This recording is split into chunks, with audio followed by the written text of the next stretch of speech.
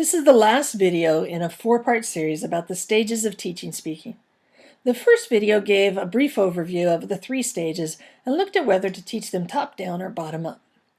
The second video looked at awareness-raising activities. The third video considered appropriation activities. And this video will explore criteria for autonomous activities. Scott Thornbury presents 6 criteria for autonomous speaking tasks in his book, How to Teach Speaking. I want to review those here. The first is productivity.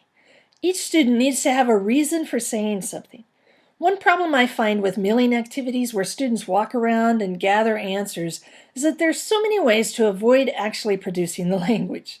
Students can point at the page, use reduced forms of the question, or hand the worksheet over and let the student write their answer. I tend to use them to build community in the classroom more than as a way to practice language. As instructors, when we create exercises, we need to consider all the ways students can accomplish them. You may think you've created a great activity, but find out that learners were able to complete it by exchanging single words. Making sure learners produce spoken language is not as easy as it may seem at first. The second criteria is purposefulness for each student to participate.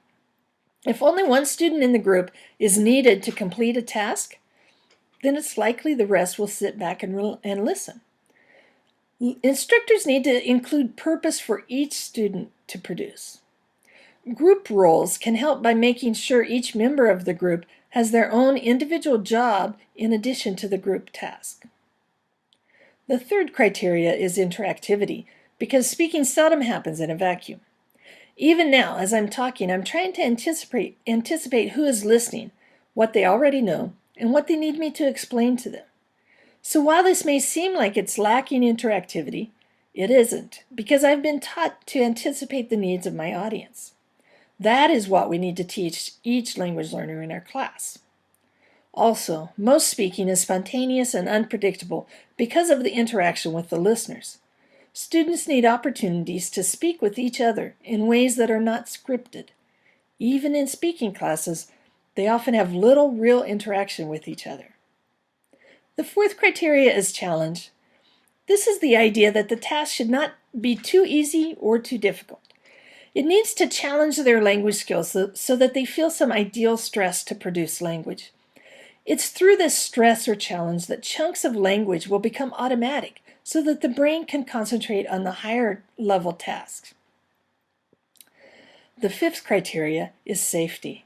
Language learning involves our ego, which means that it's up to the instructor to create a safe learning environment in the classroom.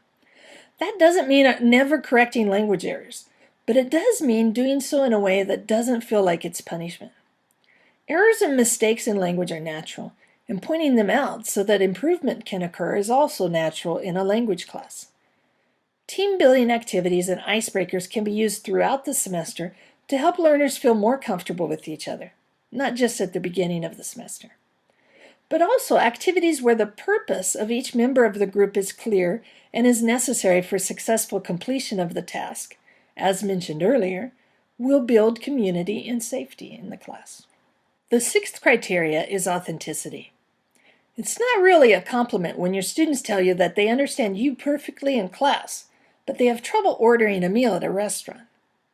It means that you have spent too much time on classroom language and not enough on authentic language needed outside the ESL class. Find ways to create tasks that require learners to use authentic language as well as to hear and interact with authentic language. One teacher I knew sent students out with basic digital video recorders and asked them to record themselves interviewing native speakers on campus about where they worked and what they did at work. Another idea I used often was to send students out with surveys or questionnaires that needed responses from native speakers, and then we would discuss the results together as a class. Of course, authenticity is very easy in an ESL setting, although I don't see lots of instructors taking advantage of it. Those of you in EFL settings will need to be more creative and purposeful in providing authentic language opportunities. In summary, autonomous activities should be productive, purposeful for each student, interactive, challenging, safe, and authentic. Thank you.